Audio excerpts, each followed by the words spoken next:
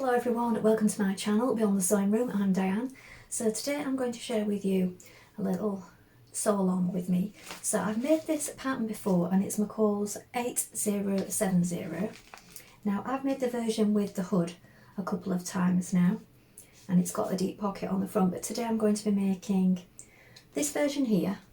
So it's version A, but this one you can't really see it in the image here on the cover. It has pockets, but these ones go into the side, so they're this sort of shape, look. So they go into the side seam and then you top stitch them around the front. So you've still got a pocket, but it's not that big sort of kangaroo style one on the front. So that's what we're going to be doing. It's really easy to make, so I'll show you what pieces I've cut out and then I'll just show you step by step what I do, and I'll show you the finished product at the end. So if you're planning on making this, or if you have this pattern in your stash, this might be one that you want to save or watch through, save, and then come back to later when you decide to make it. Because if you're like me, I find sometimes it's good to have a visual to watch along with it rather than just look at the instructions. Sometimes it's much quicker if we just see somebody else doing it. So I hope you enjoy this today and let's get started. Here are my pieces for my sweatshirt. So this is the front. So we're going to cut one piece on the fold is here, and on this piece you also want to make a note of this line here where your pocket's going to go. Also the notches for the sleeves and these circles here. Then we have the back, again you're going to cut one piece on the fold is here, and make a note of your markings.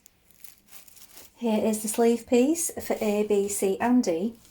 You're going to cut two pieces, cut them as a pair. The straight grain is this way. You can lengthen or shorten at the double line. Make a note of your markings.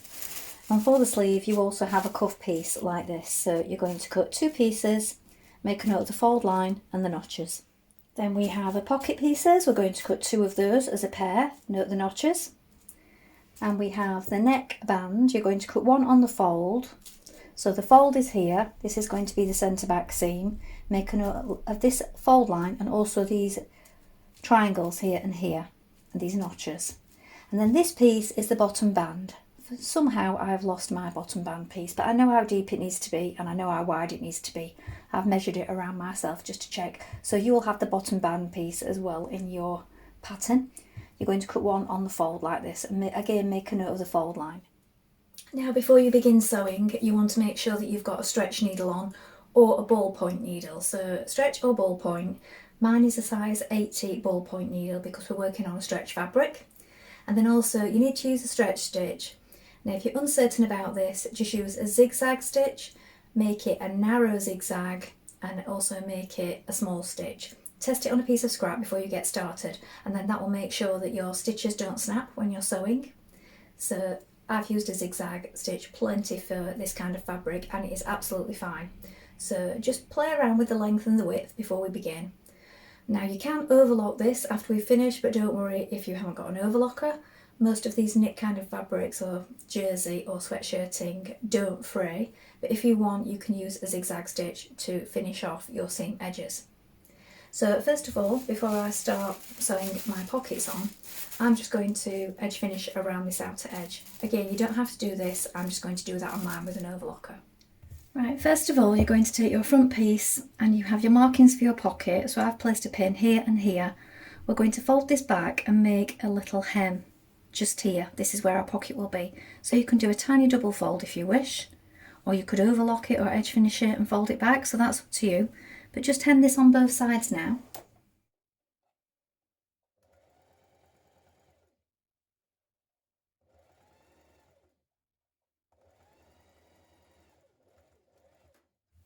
Now pin your pocket piece underneath like this with the right side facing up. Pin it in place on the lines marked, and as you can see I've marked my choke line here where I've pinned it. You can feel it through the fabric. So I've marked that and I'm going to top stitch that round. I placed it a little bit high at first, so I've got a faint one there, so that will rub off. But make sure you've got it in the right place and then top stitch that down.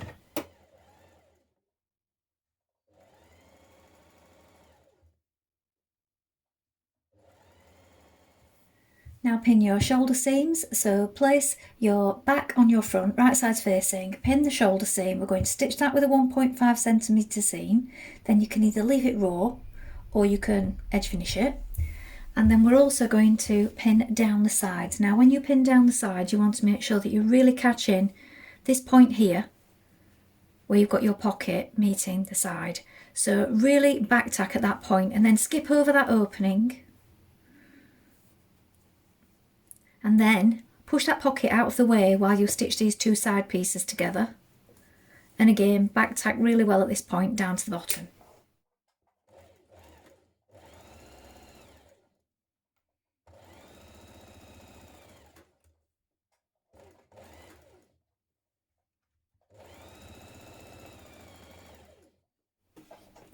Stitch the short edges of your neckband together like this.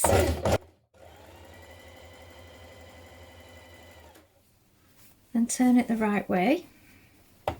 Now if you've got a small neck, you might want to take a little bit off this. That's what I did on mine, because my neck's quite small and they often come out big on me. And fold it so that it's wrong sides facing. You may want to pin it all the way around or just stitch it with a long stitch just to keep it together for now. Pull it as you do this because we will be stretching on it.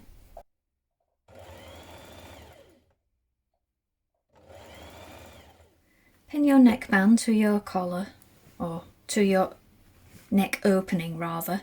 You want to line up the centre back point, and these two triangles go to the side seams here and here, like this, and the centre front points need to line up. If you pull on it like this, pull on it while you're pinning it, make sure that everything's lying flat and then stitch it in place. Make sure you've got a zigzag stitch on or a stretch stitch for this point because it will snap otherwise, because you're going to be pulling it on and off over your head. So stretch on it while you're doing it and also make your stitch a little smaller.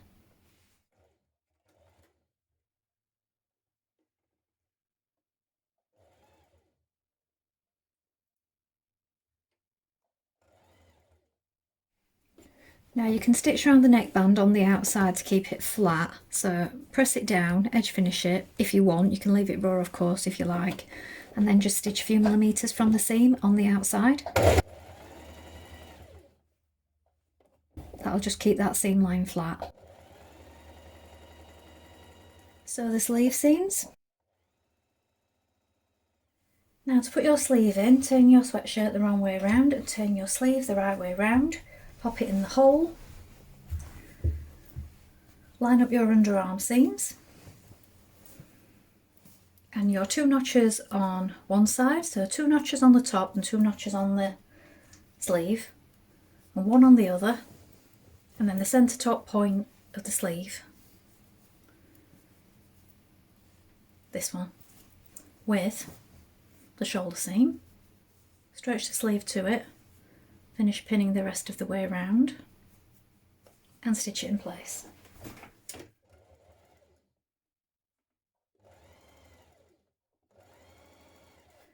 Now sew down the sides of your cuff pieces like this. So we have the fold here. We're going to sew this long side and then we'll fold it to the wrong side. So I'll show you that in a moment.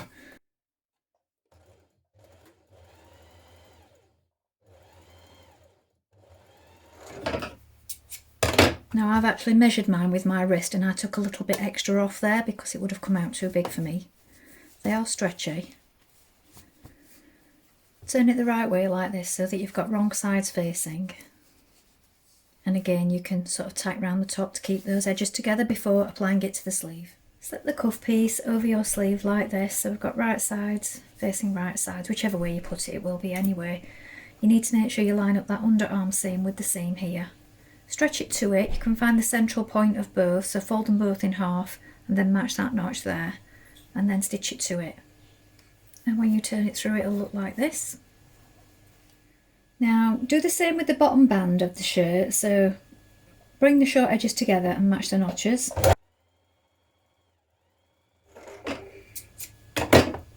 Fold it up on the fold line. When you fold it in half, make sure that you find the halfway point at the other side because you need to line that up with the side seam, so you'll have one side that has the seam on and one side that doesn't. Alternatively you could put that seam to the back, the centre back if you wish. So if you're going to put it to the centre back, fold it like this and then mark yourself a line at each point, but I'm going to put mine to the side. So on your band, by stretching it to the marking, so you want to find the centre front and the centre back, the same with your band, pin it at these points, then stretch it and pin it all the way around, matching the side seams.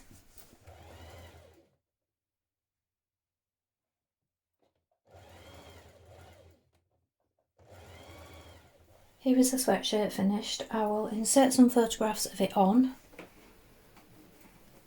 Pockets in the side.